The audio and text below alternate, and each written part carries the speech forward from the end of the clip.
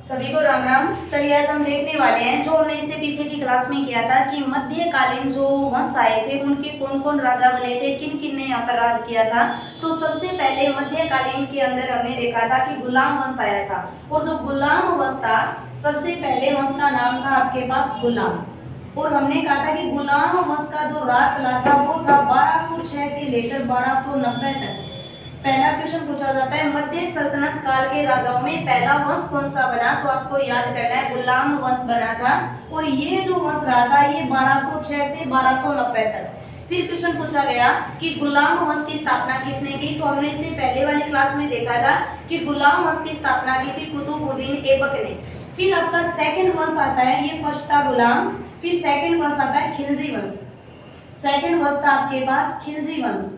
और खिलजी वंश का जो शासन चला था वो 1290 से लेकर 1320 तक चला था। सेकंड क्वेश्चन, पहला जो वंश बनता है गुलाम, सेकंड जो वंश बनता है वो खिलजी वंश। और खिलजी जो वंश था वो 1290 से लेकर 1320 तक चला था। फिर आपसे एक क्वेश्चन पूछा जाता है कि खिलजी वंश की स्थापना करने वाला कौन था, तो जलालुद्दीन था। जलालुद्दीन था जिसने खिलजी वंश की स्थापना की।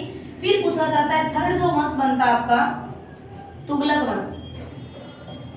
थर्ड वंश आया, उसका नाम था तुगलक वंश। और तुगलक वंश का जो शासन चला वो 1320 से लेकर 1396 तक चला था। 1320 से 1396 तक यहाँ पर तुगलक रहे थे। और तुगलक वंश में अगर पूछा जाए कि तुगलक वंश की स्थापना करने वाला कौन था, तो वो था गयासुद्दीन तुगलक।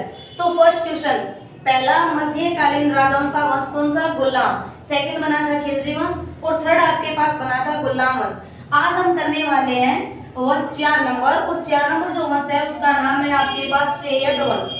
सैयद वंश का जो शासन रहता है वो 1414 से लेकर 1451 तक सैयद रहता है। हमने ये भी देखा था कि सल्तनत काल के जो राजा थे वो 1206 में आए थे और 1526 तक शासन किया।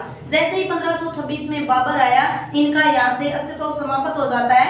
तो देखिए हम देखने वाले थे सैयद, और सैयद था 1414 से 1451 तक। फिर क्वेश्चन आता है सैयद वंश के जो संस्थापक थे वो कौन थे, तो आपसे क्वेश्चन पूछा जाए संस्थापक, तो इसका जो संस्थापक था वो था खिजर खां।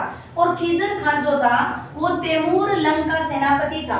इससे पहले की क्लास में हमने देखा कि जो तुगलक वंश था, तुगलक वंश का अंतिम जो राजा था नासुरुद्दीन था। और नासुरुद्दीन की जो हत्या करने वाला था वो था तैमूर लंग। और तैमूर लंग जो समाप्त किया, यहाँ से तैमूर लंग ने राज्य छीन लिया था तुगलकों से। और यहाँ का जो कुल राज्य था वो देकर चला गया था यहाँ पर खिजर खां को। तो खिजर खां ने एक नया वंश बना दिया सैयद वंश। तो सैयद वंश का संस्थापक खिजर खां। अगर कौन था सैयद वंश, तो याद करना है तैमूर लंग का एक सेनापति था। क्लियर। फिर आपसे क्वेश्चन पूछा जाता है खिजर वंश के अंदर कोई इसने खास काम नहीं किए थे खिजर खां ने, नॉर्मल क्वेश्चन पूछा जाता है। फिर आपसे पूछा जाता है खिजर खां का पुत्र कौन था, तो खिजर खां के पुत्र का नाम था मुबारक खां। मुबारक खां खिजर खां के बाद गद्दी पर बैठता है। जबकि मुबारक खां जो है इसने एक ही काम अच्छा किया था, मुबारकाबाद की स्थापना की थी।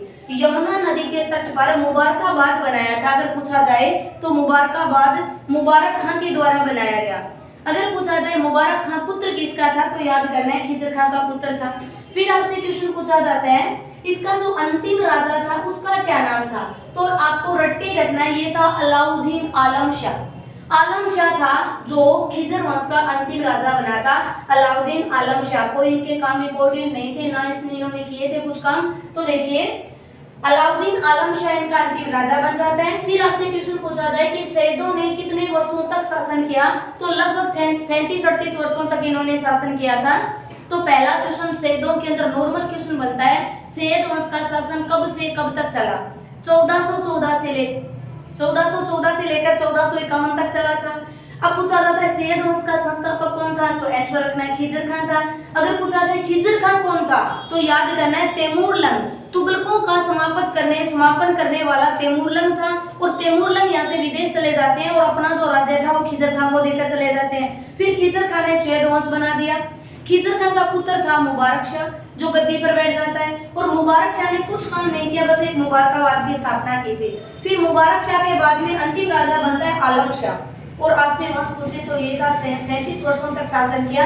इससे जो आगे का वंश है जो हम कल करने वाले हैं 5 नंबर वंश बनेगा जिसका नाम है लोधी वंश। ये मध्य सल्तनत काल के राजाओं का अंतिम वंश रहने वाला है, लोधी वंश। जैसे ही लोधी वंश समाप्त होगा तो यहाँ से शुरू हो जाएगा, यहाँ पर मुगल आ जाएंगे 1526 के अंदर, और मुगलों में बाबर यहाँ पर मुगल वंश की स्थापना कर देता है। ये था आपका शैद वंश।